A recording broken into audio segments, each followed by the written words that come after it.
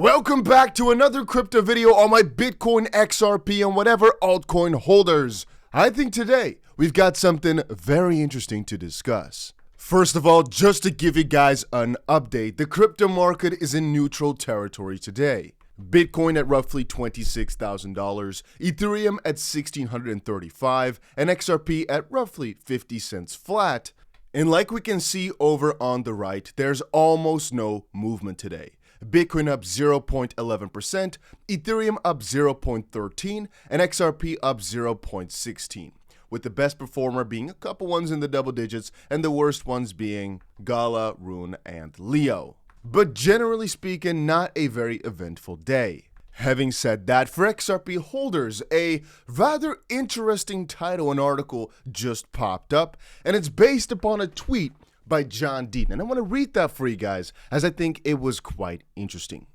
Ripple's victory party, unlikely to feature IPO or SEC settlement announcements, says crypto lawyer John Deaton. That's not everything. This is just the party that Ripple is going for. I'm not going because it was too late with signing up, and since you guys know, I usually travel around a lot. I probably can't wait another 4 days to try sign up again, but maybe. So maybe you will still see me there over in New York. Even though a couple days prior I'll be in Singapore, so that's going to be one awful of a flight. Having said that, let's take a look at what John Deaton said. I have zero insider information. With that said, let me tell you that at the Ripple proper party, there won't be an announcement of a settlement. See why I say that below. There won't be an announcement of an IPO either. Who approves an IPO? That's right, the SEC. The SEC isn't going to approve an IPO when they're seeking a permanent injunction against Ripple related to future institutional sales of XRP during the remedies phase of the litigation, as well as seeking a permanent injunction against the CEO and chairman of the board if they win at trial. And this is just referring to everything that's basically still left in the whole Ripple SEC debacle, as obviously the SEC is trying to get more and more skin in the game against Ripple for some reason. I don't know why. John said before, the only way Ripple and the SEC settle before the end of the year is if Judge Fila grants the Coinbase motion to dismiss, or at least partially, finding that token sales on an exchange in a blind bid-ask transaction. And this just refers to Coinbase having a lawsuit with the SEC, and Coinbase is basically claiming if somebody sells or buys over an exchange, they don't know the other party. They're blind as to who is buying or selling. And for that reason, it can't necessarily be an investment contract, as you don't have the expectation of profit from the other party, as you might not know them. Transaction do not fall under the U.S. securities laws for that reason, but allows the staking component to move forward, which is that Coinbase basically gives you a yield on your money for putting it on there. That's a different dispute. So that would mean a partial motion to dismiss to get this exchange part out of the way, but keep the staking part of the lawsuit. If that happens, then the SEC and Gary Gensler may be forced to pivot a little bit.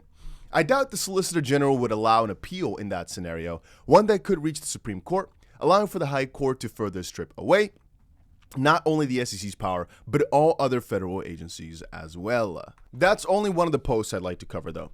One, that was just about the idea that everybody should have their expectations in check. As you guys all know, I am extremely bullish on XRP. I personally think $10 is a very low estimate for the price even should be right now. I've talked many times before as well about how I think that right now, Bitcoin basically repeats itself all the time. And every single, I guess the last 2 times or so, XRP has basically missed out on a lot of the action. And for that reason, the next time that action comes, it's going to greatly outperform the rest of the market. I've explained this as well by just looking at the Bitcoin cycle, looking at the Bitcoin halving. One thing that becomes quite apparent is that Bitcoin goes down like 85% every single time, but recovers better every single time afterwards. And with XRP, a similar thing applies, where just because it's down a lot right now doesn't mean it's going to not encompass all the prices we have seen before and further.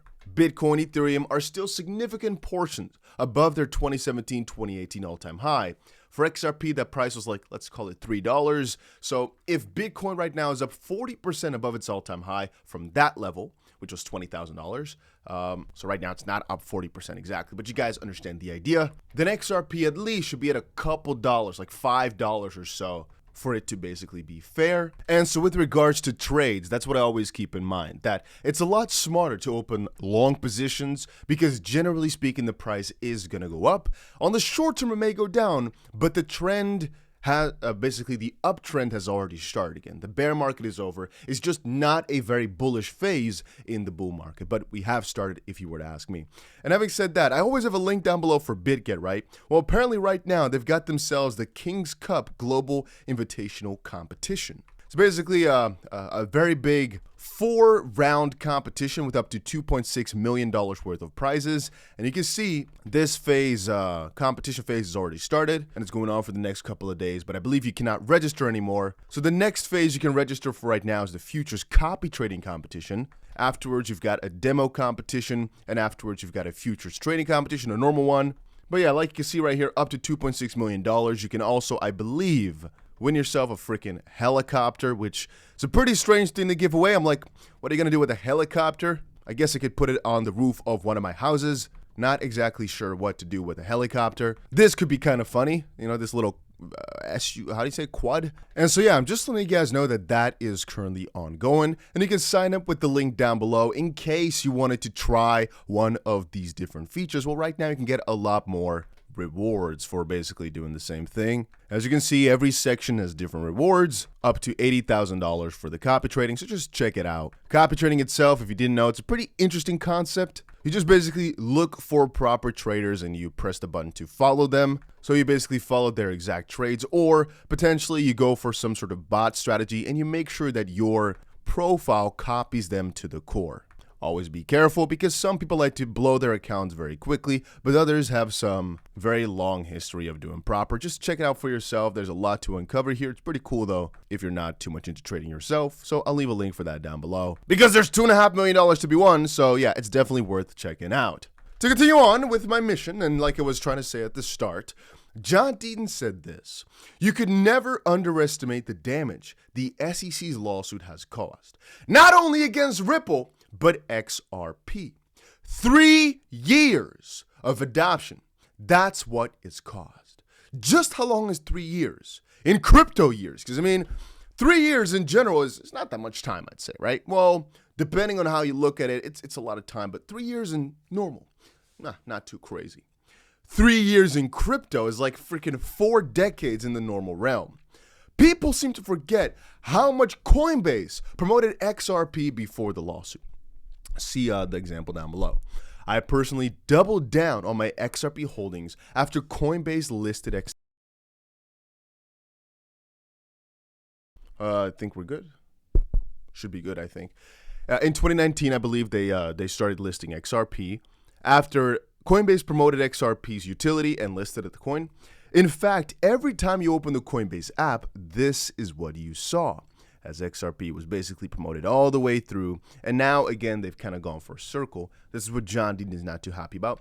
Send money internationally free using XRP or USDC is what you saw every time you opened the app. It wasn't only Ripple who was promoting XRP's utility. In getting into the cross-border payments business, I made a huge point in our amicus brief that tens of thousands of people in the US acquired XRP after Coinbase's promotion of XRP, not because of Ripple, or at least after February 2019. Coinbase listed XRP in February of that year, but Coinbase didn't just randomly list it. No. Or begin to promote it and then cross its fingers and hope the SEC didn't catch on to what Coinbase was doing. Not at all. Coinbase did everything a good corporate citizen is supposed to do. In fact, January 2019, Coinbase asked for and got a meeting with the SEC to specifically discuss the regulatory status of XRP. Coinbase explained to the SEC that Coinbase had evaluated XRP and ran it through Coinbase's stringent regulatory framework for digital assets. This was the same digital asset framework senior staff at the SEC had publicly complimented Coinbase on. Coinbase established a weighted framework for determining whether a digital asset could satisfy all prongs of the Howey test, and Coinbase determined XRP was not a security. In the January 2019 meeting, Coinbase walked the SEC through its reasonings as to why today's XRP was not a security, even if the very beginning it could have been. Coinbase informed the SEC that unless the SEC felt otherwise, Coinbase was going to list XRP almost immediately. Coinbase was going to the SEC because Coinbase wanted to make sure it was not doing anything the SEC viewed as problematic or non-compliant, and Coinbase wanted to go and issue an IPO within a couple of years and wanted to be in the SEC's good graces, which again, turned out they were because they were allowed to do an IPO, and the backstabbing only came later. In sum, if the SEC disagreed with Coinbase's assessment of XRP in any way, Coinbase would not list XRP. If the SEC agreed, however, or at least didn't object, Coinbase would immediately list XRP on the platform, and the SEC at the time said nothing to discourage or disagree with Coinbase. The SEC not disagreeing with or discouraging Coinbase made perfect sense back then in January of 2019. Considering 6 months earlier, on June 13th, 2018, the SEC enforcement lawyers wrote an XRP Howey memo analyzing whether XRP satisfied all the Howey factors. And guess what? It is clear SEC lawyers came to the same conclusion as Coinbase lawyers, who determined XRP was not a security. The XRP Howey did not conclude that XRP was clearly a security because the memo did not recommend enforcement against Ripple. So again, the SEC themselves did not say, hey, we should definitely go after Ripple, which means that they didn't conclude XRP was definitely a security. Nor did it recommend a cease and desist, so there wasn't any kind of like fraud either. No more than 30 days after the SEC Coinbase XRP meeting, Coinbase listed XRP on the platform, and less than 2 months later, Coinbase was using XRP and USDC to expand its cross-border payments. Coinbase wasn't the only company, not named Ripple, to jump on the XRP cross-border payment utility wagon. Less than 6 months after Coinbase listed XRP, MoneyGram started using XRP in its cross-border payments business. And in fact, MoneyGram filed a form with the SEC disclosing how MoneyGram would use XRP. Clearly, the lawyers at MoneyGram also determined, just like Coinbase, and just like the SEC enforcement lawyers in June of 2018, that XRP was not a security. Amazingly though, despite all of the above and so much more, on December 22nd, 2020, less than 2 years after Coinbase met with the SEC about XRP, and 18 months after MoneyGram disclosed to the SEC it was using XRP, and despite lawyers at the SEC not concluding XRP was a security in June of 2018, and despite Joseph Grundfest, who had helped the Ether founders, pleading with Clayton not to do it, Clayton, Hinman, and Mark Berger filed the lawsuit against Ripple, but also claimed all sales of XRP constituted unregistered securities. We know the rest. It is so clear the lawsuit was used as a weapon. And the more I read into it, guys, the more I indeed believe this can't have been any, I've mangled by the way, this can't have been any other thing than just a weaponized complaint of sorts. They did this not because they really thought XRP was a security, but because they had to start somewhere in this attack. They, again, needed to keep crypto vague as possible, And I believe they didn't expect Ripple to put up such a fight. They probably expected them like EOS, like these other companies, to just quickly settle for $20 million, $40 million, who knows, and they can move on to the next company. They didn't expect Ripple was really going to fight it till the end and win. John said it only 9 days after the SEC Ripple lawsuit began in a federal pleading, when he filed the writ of mandamus against the SEC, and all the evidence uncovered over the last 3 years prove it to be true. The point here is, what could have happened regarding adoption of XRP during the last 3 years if the lawsuit was never filed? Would Coinbase today be announcing it acquired a stake in Ripple instead of Circle? But I do know, despite Ripple's continued and impressive success, 95% of it is outside the US, the lawsuit definitely hurt XRP and development related to the XRP ledger. And John then today added this, which is why I'm bringing it up. Here's a small yet significant example of how the lawsuit hurt XRP's adoption.